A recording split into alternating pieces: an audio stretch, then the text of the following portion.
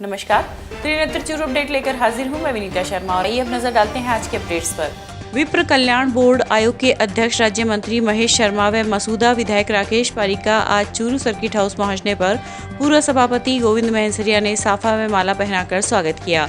इस अवसर पर अमर सिंह दनेवा, लक्ष्मण सिंह न्योल, कृष्णाराम बाबल सहित अनेक जन उपस्थित रहे।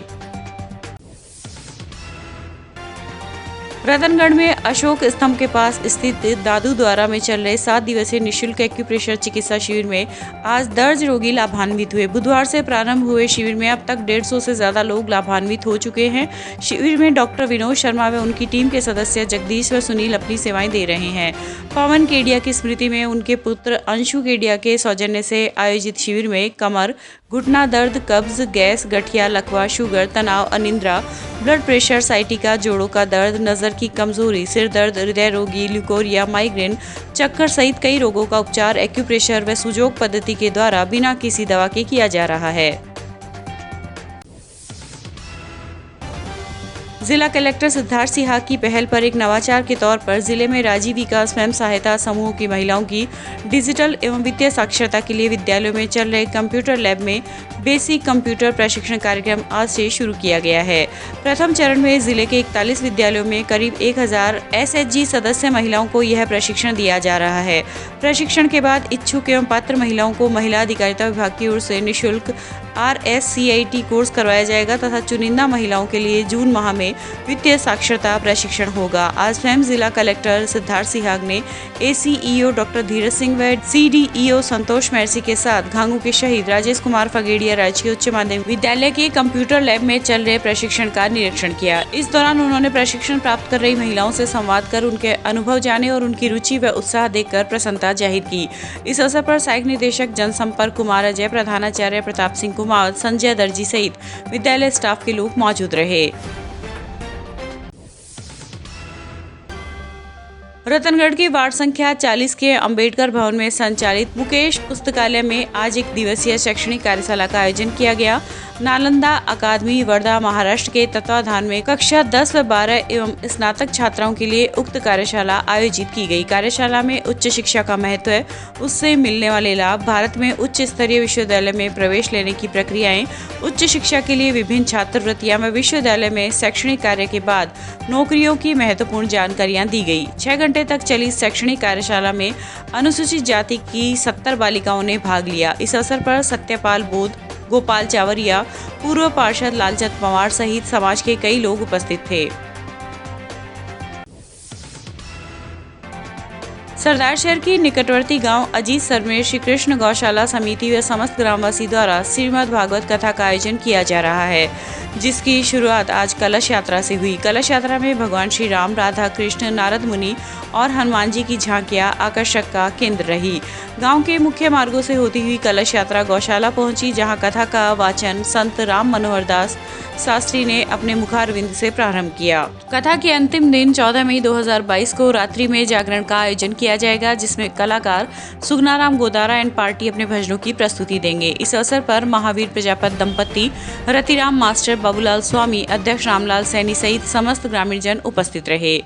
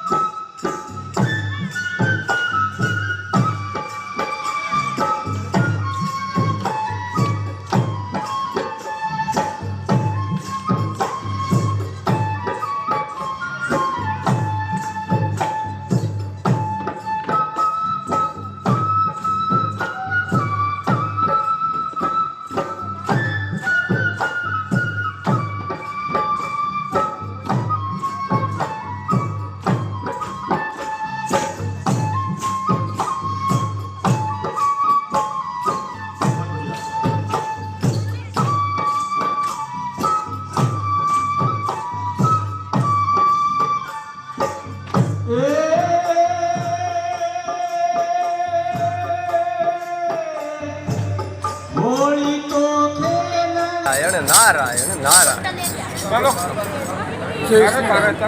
श्री कृष्ण गौशाला समिति अजीतसर की तरफ से बहुत बड़ा प्रोग्राम रखी गई है। श्रीमद् भागवत कथा का प्रोग्राम रखी गई है। हर गांव को बहुत ही उत्साहित हो रही है। बहुत ही ज़्यादा उत्साह देखने मिलो गांव को भी और सब ग्रामवासियों की तरफ से इतनी खुशी जाहिर करी गई। गौशाला समिति में और गौ स्वार्थ के लिए जो कि मद भागवत कथा को आयोजन करो गयो इनमें देख के और माने भी जगह पार्ट मिला बस बहुत ही माने भी बहुत आनंद मिलो और बहुत ही खुशी है पूरे ग्रामवासियों ने और पूरे देखने वाले भाइयों ने बहुत बहुत धन्यवाद। ये गौ सेवार्थ श्री कृष्ण गौशाला समिति अजीतसर में दिनांक 8 मई से 14 मई तक श्रीमद् भागवत कथा का आयोजन रखा गया है। इसमें न केवल अजीतसर बल्कि आजू बाजू के सभी गांव हीरासर, दासासर, लाखलासर, कांगड़, गोगासर, बापूसर, उलेसर, राणासर, मैरासर, आसलसर इन सभी गाँवों के श्रद्धालु भक्त हैं वो गौ सेवार्थ इस कथा में उपस्थित होंगे और कथा की व्यासपीठ पर विराजमान होंगे। श्री राम मनोहर दास जी शास्त्री कोपावास आश्रम को बड़े ही सुर और सरस्वाणी में कथा का यहाँ वाचन होगा और श्रद्धालु लोग हैं वो 7 दिन तक कथा का रसपान करके गौ सेवार्थ जो भी भामाशाह है वो अच्छा योगदान भी करेंगे ताकि गायों की सेवा के लिए ये काम आ सके।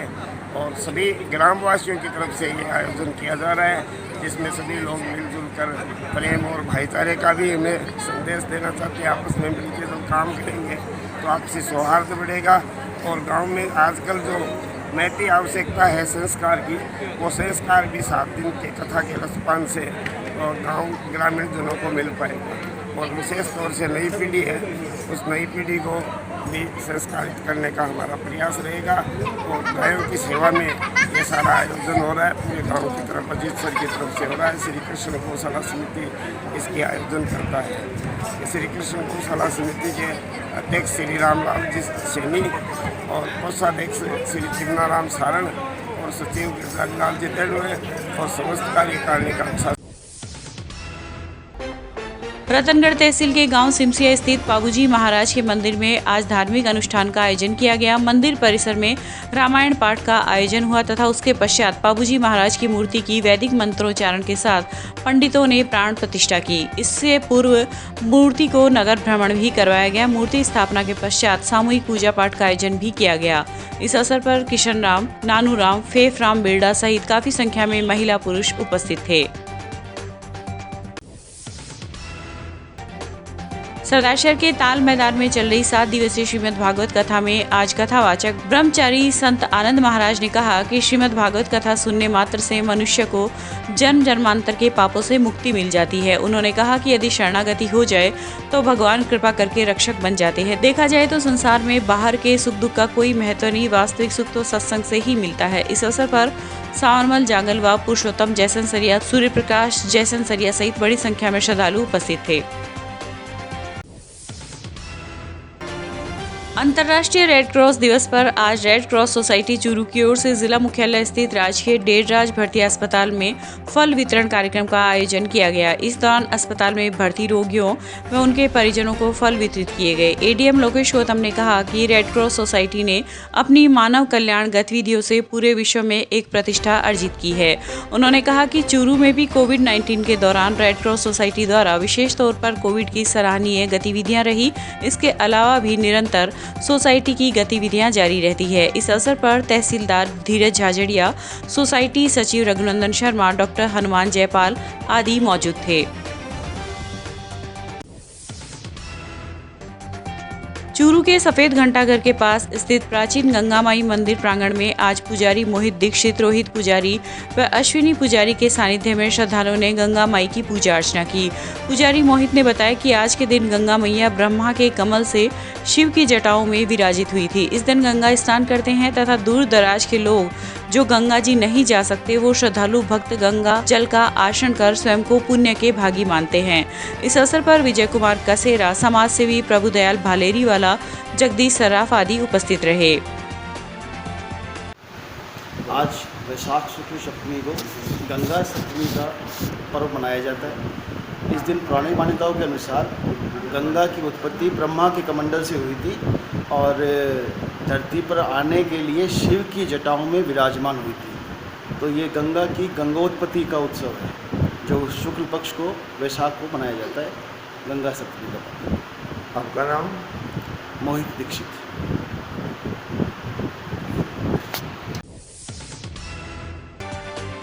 रतनगढ़ तहसील के गांव कोथड़ी, सावंतिया व भीचरी सहित बामणिया के सैकड़ों लोगों ने आज करीबन सवा घंटे तक संदिग्ध लोगों का पीछा करते हुए 5 लोगों को मवेशियों के साथ पकड़कर पुलिस के सुपुर्द किया। पकड़े गए आरोपियों के पास 5 मवेशी भी मिले हैं। प्रकरण के अनुसार सुजानगढ़ तहसील के बामणिया गांव में एक अमर बकरे को बेचने के मामले के बाद ग्रामीणों में आक्रोश व्याप्त हो गया तथा वे 5 संदिग्ध बावरी समाज के लोगों के पीछे लग गए। एक ऊंट गाड़े पर 2 युवती व 3 युवक सवार थे तथा इनके पास 5 बकरियां थी। बुधवाली से भीचरी जाने वाले कच्चे रास्ते पर ये लोग जब पीछा कर रहे बामणिया गांव के लोगों को दिखाई दिए तो इन्होंने आवाज लगाई तो वहां पर अपने मवेशियों की तलाश कर रहे एक व्यक्ति ने उन्हें रोकने का प्रयास किया। ऐसी स्थिति पर गांव वालों ने खोतड़ी में चल रहे नरेगा कार्य में जुटे लोगों को सूचना दी तो सैकड़ों लोग इनके पीछे हो गए व पुलिस को सूचना दी। लगभग सवा घंटे की कड़ी मशक्कत के बाद ग्रामीणों ने इनको काबू में किया तथा मौके पर पहुंची पुलिस मवेशियों सहित 5 लोगों को अपने साथ पुलिस थाना लेकर आ गई। बावरिया जाति के वगैरह लोग चोरी कर रहे थे, पिकअप भी थी और मौके पर लोगों ने 2-3 बावरी जाति के जो लोग हैं उनको पकड़ा भी है। लेकिन ऐसा लगता है कि ये शायद बहुत लंबा गिरोह है और आज कम से कम 10 गांव से लोग यहाँ आ चुके हैं कि हमारी भी चोरियाँ हुई। कुछ FIR दर्ज है वो फतेहपुर में हो चुकी है और कुछ FIR लॉज इसमें पड़ियाला चौकी में भी हुई है। हम भी हमारी बकरियाँ गाँव से चोरी उसकी FIR लॉज करवाने के लिए आए हैं। ये बहुत लंबे समय से चोरियां करते आ रहे हैं, गरीबों का नुकसान हुआ है, इसलिए मतलब जहाँ तक हो सके इन गरीबों को राहत प्रदान करें, इन चोरियों का खुलासा करावें। चूरू इंसानियत एकता टीम द्वारा आज परिंदा लगाओ पक्षी बचाओ अभियान के तहत राज्य के DB अस्पताल व अन्य जगहों पर परिंदे लगाए गए। टीम के संस्थापक करामत खान ने बताया कि तेज गर्मी के मद्देनजर आगामी 15 दिनों तक परिंदा लगाओ अभियान चलाकर चूरू व आसपास के ग्रामीण क्षेत्रों में परिंदे लगाकर पक्षियों के लिए पानी की व्यवस्था की जाएगी। उन्होंने बताया कि पक्षी बेजुबान है, इनकी रक्षा करना हमारा कर्तव्य है। इस अवसर पर रहमान खान, हाजी जाफर खान, हसन चिश्ती आदि मौजूद रहे।